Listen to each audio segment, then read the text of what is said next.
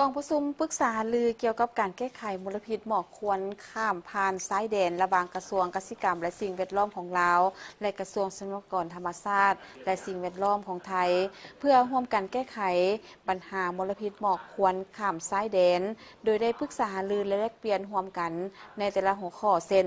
สภาพมลพิษหมอกควันหรือ PM 2.5 ในลาวและมาตรการแก้ไขกองประชุมปรึกษาลือเกี่ยวกับการแก้ไขมลพิษหมอกควันข้ามผ่านซ้ายแดนลาวไทยในวันที่29 เมษายน 2026อยู่นครหลวงเวียงจันทน์โดยการเป็นประธานร่วมท่านลินคำดวงสวรรค์รัฐมนตรีกระทรวงเกษตรกรรมและสิ่งแวดล้อมแห่งสาธารณรัฐประชาธิปไตยประชาชนลาวและท่านสุชาติสมกินรัฐมนตรีกระทรวงทรัพยากรธรรมชาติและสิ่งแวดล้อมแห่งราชอาณาจักรไทยมีภาคส่วนที่เกี่ยวข้องของทั้งสองฝ่ายเข้าร่วมกองประชุมครั้งนี้เป็นการจัดตั้งพันกระยายเนื้อในจิตใจทิศซี่นำของนายกรัฐมนตรี3ประเทศลาวเมียนมาและไทยเกี่ยวกับการร่วมกันแก้ไขปัญหามลพิษหมอกควันข้ามผ่านซ้ายแดนเป็นการทบทวนคืนการจัดตั้งปฏิบัติบทบันทึกความเข้าใจที่ทั้งสองกระทรวงได้ลงน้ำร่วมกันผ่านมาและได้มีการปรึกษาหรือปัญหาอื่นที่ติดพันกับเวียกงานมลพิษหมอกควันและที่ทางแผนการร่วมมือกันในต่อหน้ากองประชุมได้ปรึกษาหารือและแลกเปลี่ยนร่วมกันในแต่ละหัวข้อเช่นสภาพมลพิษหมอกควันหรือ PM 2.5 ในลาวและมาตรการแก้ไขการเป็นเจ้าภาพกองประชุม MSC แม่ของครั้งที่14และ TWG แม่ของครั้งที่20และการจัดตั้งยุทธศาสตร์ฟ้าใสในลาวโอกาสนี้ทานลินคำดวงสวรรค์กาวาโดยปฏิบัติตามผลกองประชุมทางไกล3ฝ่ายระหว่างนายกรัฐมนตรีของลาวราชอาณาจักรไทยและเมียนมาที่ได้ตกลงร่วมกันในการแก้ไขปัญหาหมอกควันในเดือนเมษายน 2023เกี่ยวกับยุทธศาสตร์ฟ้าใส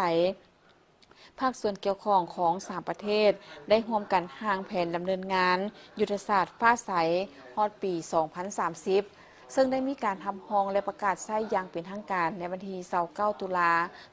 2024ที่กระทรวงการต่างประเทศแห่งราชอาณาจักรไทยโดยการเข้าร่วมของทานรัฐมนตรีกระทรวงที่เกี่ยวข้องของทั้ง3ประเทศยุทธศาสตร์ฟ้าใสมี5องค์ประกอบคือระบบคุ้มครองและสกัดกั้นไฟไหม้ลามป่าระบบติดตามและแบบจำลองการกระจายตัวมลพิษทางอากาศการคุ้มครองกสิกรรมแบบยืนยงการนำใช้ระเบียบกฎหมายและการประสานงานและการจัดตั้งปฏิบัติภายหลังยุทธศาสตร์ดังกล่าวได้ถือคำฮองแล้วกระทรวงกสิกรรมและสิ่งแวดล้อมของลาวได้จัดตั้งปฏิบัติสำหรับทิศทางแผนการในต้นหน้าเกี่ยวกับการจัดตั้งปฏิบัติยุทธศาสตร์ฟ้าใสฮอดปี 2030 มีคือสืบต่อร่วมมือกับราชอาณาจักรไทยและสาธารณรัฐสหภาพเมียนมาจะตั้งปฏิบัติยุทธศาสตร์ฟ้าใสฮอดปี 2030 ให้มีประสิทธิผลเพื่อลดพรปัญหาหมอกควันข้ามผ่านสายแดนเพื่อเพิ่มทวีควบคุมและสกัดกั้นไฟไหม้ลามป่าโดยสุมใส่จัดตั้งปฏิบัติคำสั่งเลขคี11/นย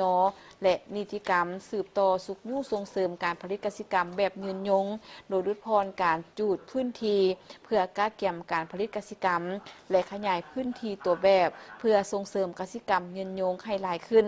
สืบต่อสร้างความเข้มแข็งให้พนักงานศูนย์กลางและท้องถิ่นในการติดตามวัดแทกคุณภาพอากาศและการป้องกันสกัดกั้นไฟไหม้ลามป่าอย่างมีประสิทธิภาพและเป็นรูปธรรม